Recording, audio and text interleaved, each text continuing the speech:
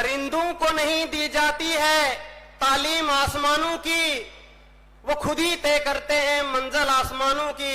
रखता है जो हौसला आसमान में उड़ने का, उसे नहीं होती है परवाह गिर जाने की। मंच पर विराजमान बामसप के राष्ट्रीय अध्यक्ष, सेंटर एग्जीक्यूटिव के मेंबर्स, पूरे भारतवर्ष से आए हुए बामसप के डेलीगेट्स और मठ पंडाल में बैठे हुए मेरे समाज के इंटेलेक्चुअल और बुद्धिजीवी लोग, मेरी तरफ से सबको क्रांतिकारी जय भीम, जय भारत, जय मानवता, जय विज्ञान, जय मूल निवासी। साथियों, डॉक्टर अंबेडकर ने 3 काम हमारे लिए किए, लेकिन 3 काम उनके अधूरे हैं। वो काम की जिम्मेवारी अब हम लोगों को लेनी होगी। साथियों, 1950 से पहले जब भारत अंग्रेजों का गुलाम था, तो डॉक्टर अंबेडकर ने कहा कि भारत में दोहरी गुलामी है। एक वो गुलाम जो ब्रिटिश गवर्नमेंट के गुलाम थे, और दूसरे जो गुलामों के गुलाम थे, जो वर्ण व्यवस्था के निचले पायदान में आते थे या वर्ण व्यवस्था से बाहर आते थे। डॉक्टर अंबेडकर ने यहां के दलित, शोषित, वंचित, पिछड़े, अति पिछड़े और औरतों की लड़ाई की आजादी के लिए ब्रिटिश गवर्नमेंट के साथ साथ भारत की वर्ण व्यवस्था के साथ भी लड़ाई की। साथियों, British government of India act 1919 south war committee जब भारत में आई, तो डॉक्टर अंबेडकर ने उनके साथ सामने 3 तरह की मांगे रखी। एक मांग कि संविधान सभाओं का गठन किया जाए, दूसरी मांग कि यहां के तमाम भारत के जो निवासी हैं, चाहे किसी भी जाति और धर्म के हैं, उनको वोट देने का अधिकार होना चाहिए, और तीसरा एससी बीसी के जो लोग हैं उनको पॉलिटिकली रिप्रेजेंटेशन होनी चाहिए। 1928 में जब साइमन कमीशन भारत में आया, उस साइमन कमीशन का विरोध भारत की मेन पॉलिटिकल पार्टीज ने किया, लेकिन साउथ की जो पॉलिटिकल पार्टीज थी उन्होंने साउथ कमीशन का भारत में समर्थन किया, और डॉक्टर अंबेडकर की 3 मांगे जो रखी थी उनको उन्होंने मान लिया। वो उन मांगों को देने के लिए तैयार हो गए।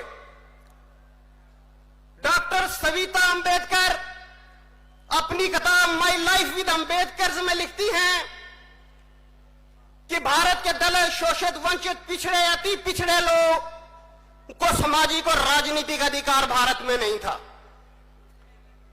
डॉक्टर अंबेडकर ने जब महार सत्याग्रह का आंदोलन चलाया, तो सार्वजनिक स्थानों से पानी पीना, सार्वजनिक तालाबों का इस्तेमाल करना या सार्वजनिक चीजों का इस्तेमाल करना उनके लिए बैन था, लेकिन महार सत्याग्रह से यह साबित हो गया कि उनके लिए पानी पीने का अधिकार जो दिया गया वो सामाजिक दृष्टि के हिसाब से एक सशक्तिकरण के रूप में भारत में बनाने की आवश्यकता है। इस पर भी हमको जोर देने की जरूरत है।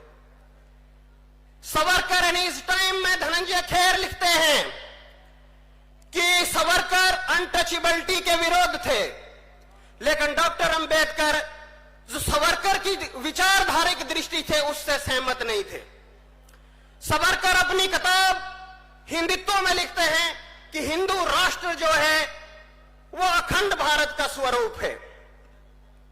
गुरु गोलवलकर या सावरकर के जो फॉलोअर्स हैं वो आज भी हिंदू राष्ट्र बनाने की बात जो है वो लगातार उठाते रहते हैं, लेकिन भारत की वर्ण व्यवस्था, भारत के अंदर जो जात पात है उस पर उनका मुंह जो है कभी नहीं खुलता है। उन लोगों का वर्ण व्यवस्था में यकीन रखना और यह कहना कि यह कर्म आधारित है, यह हमारे लिए बहुत बड़ा दुर्भाग्य की बात है और एक तरह से अमानवीय व्यवहार भी है।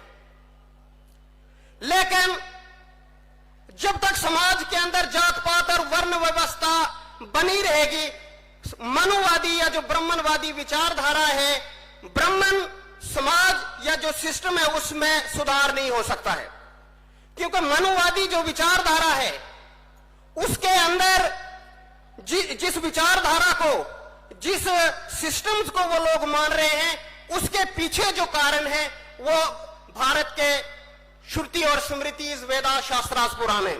क्योंकि यही वो चीजें हैं जो वर्ण व्यवस्था और जाति को बनाए रखने की बात करते हैं।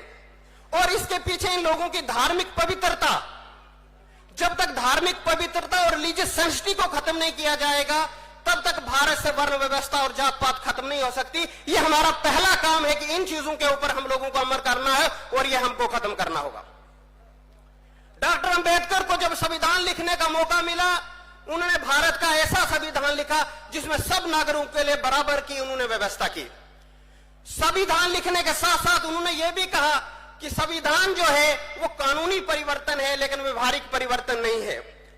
तो व्यवहारिक परिवर्तन के लिए आपको शिक्षा के क्षेत्र में और संस्कृति के क्षेत्र में बहुत सारा काम करने की आवश्यकता है, क्योंकि संविधान से मूल निवासी जो लोग हैं उनके अंदर राजनीतिक और आर्थिक परिवर्तन तो संभव हुआ है।